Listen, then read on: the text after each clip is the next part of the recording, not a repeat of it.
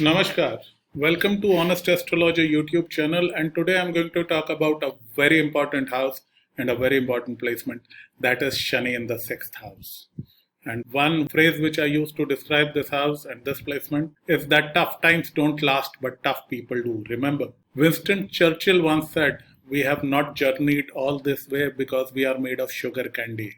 And as we all know, Shani is not made of sugar candy. It's a very badass planet. Now, coming to the sixth house first. Sixth is often an ignored and underappreciated house.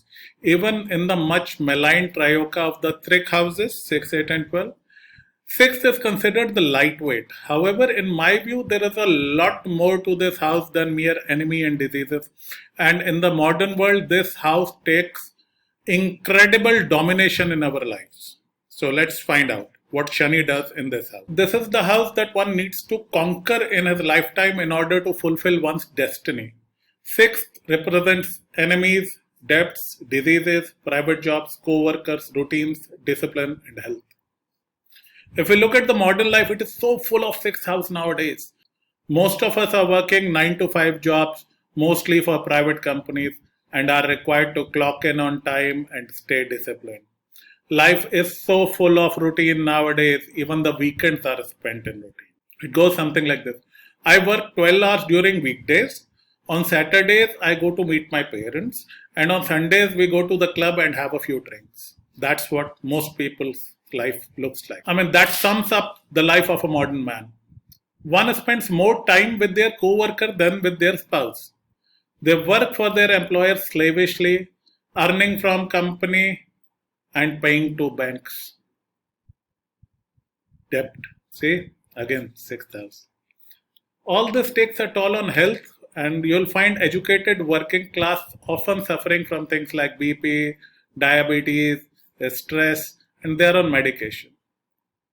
With all the slavish jobs, debt, and ill health that pervades the modern life, I think it's time that we give its due to the sixth house. It dominates our life like anything. The planet present here will represent the kind of challenges one would face and how he would deal with them. Shani is often considered good in this house, and I agree with this thought. As I've already said, the house of Shani becomes one's battlefield, and then it can be considered that it is good that a badass planet like Shani is put in the tough house like the sixth house.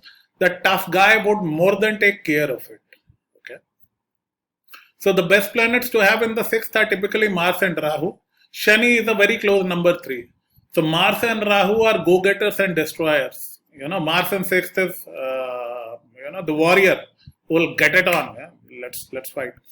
And they are not afraid of throwing themselves in fight and fury. Rahu in the sixth often gets celestial help and is protected by the divine against the enemies. Now Shani brings a different kind of fight to this house. I'm often reminded of a famous scene from the Amitabh Bachchan movie Diwar, when the hero is hunted by a gang of thugs. They go all over the area searching for him, and when they come back to their den, they are amazed to find Amitabh Bachchan sitting there, waiting for them. And then he throws a challenge. He throws the key to the den to the gang leader and tells him that he would only get out of there after taking the keys back from his pocket. And as usual in movies, he'll beat up 20-30 people, and it's more of a Mars Rahu action.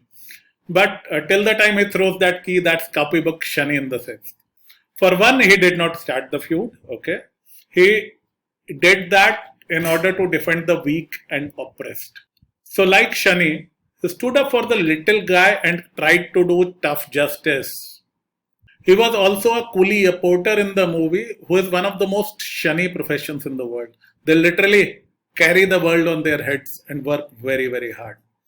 Now, Shani brings a certain badass attitude to this house, and there's a lurking toughness under a patient exterior.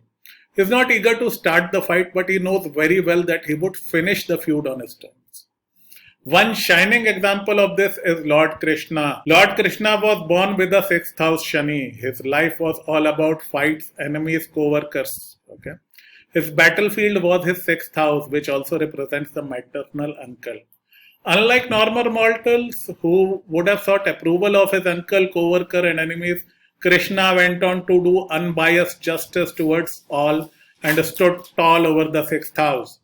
Forget seeking approval. He started his career literally by killing his uncle because that was the right and just thing to do. In a typical Shani way, he tried his very best to avoid the great Mahabharat war. But once it was seen that there would be no avoiding it, Krishna went into it with all his heart and soul and destroyed the enemy using any means necessary. Typical Shani. Despite all this, he is loved and worshipped because he took Shani's power to the highest principle and did justice to one and all, friends and enemies alike, and he came out of the war standing tall.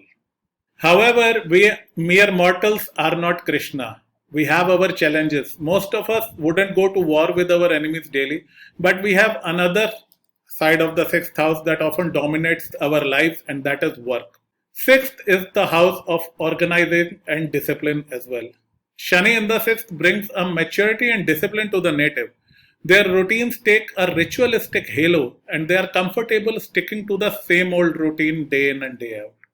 However, they can also become the stuck worker who hates his job, finds the routine boring and mundane, but for the sake of safety and fear of change, can stick to a dead end job and normal routine for decades. They often are out seeking approval of co-workers and critics and would go to great length trying to uphold their professional image. Another thing which is aspected by sixth house is health. Now, Shani in the sixth can have some really good impact in this house. In a lower principle, Shani can make a person hypochondriac who runs to the hospital after every sneeze or gets every mole examined for cancer. However, like Shani in the ninth can become the wrong judge, Shani in the sixth can become a wounded healer. This is a very frequent placement in the chart of health workers and doctors. These people have an obsession with health and healing, even if they are not in medical profession. They can take to alternative healing options right from Reiki to acupressure to diet planning and yoga and other kind of healings. And they do a lot of research and they bring a lot of rigor to this house and they often enjoy healing others. So this is the number one placement in the chart of healers and doctors. Sixth house Shani also brings attention to detail and the person is able to fix things. They make dedicated, contentious employees who are often relied upon by their bosses, especially when it comes to detail-oriented work. However, the challenge here can be that the person can become a mind-washed, happy slave whose soul is owned by his work and his company. One must realize that he has to conquer this house in order to grow as a person. Another word of caution. People often say 10th is the house of career. No, sir. 10th is the house of career in business, independent profession and government job. Private job is 100% sixth house, which represents slavery. Modern day employers no longer put chains around the neck of their employees and they don't brand the human slaves with hot branding iron nowadays. However, they put a leash around your neck with the company's brand and they call it identity card. Now that's slavery without hurting. Remember, your identity is much more than that. You are simply not a cog in a wheel. You are not a slave of one particular company. Work is not worship, duty is not God. You are a human being with possibilities which are way greater than just being assistant manager of information technology. Like all things Shani, you have to fight your way out of this and then someday, by the grace of Shani, you would find that Shani has become your liberator. Jai Shri Krishna.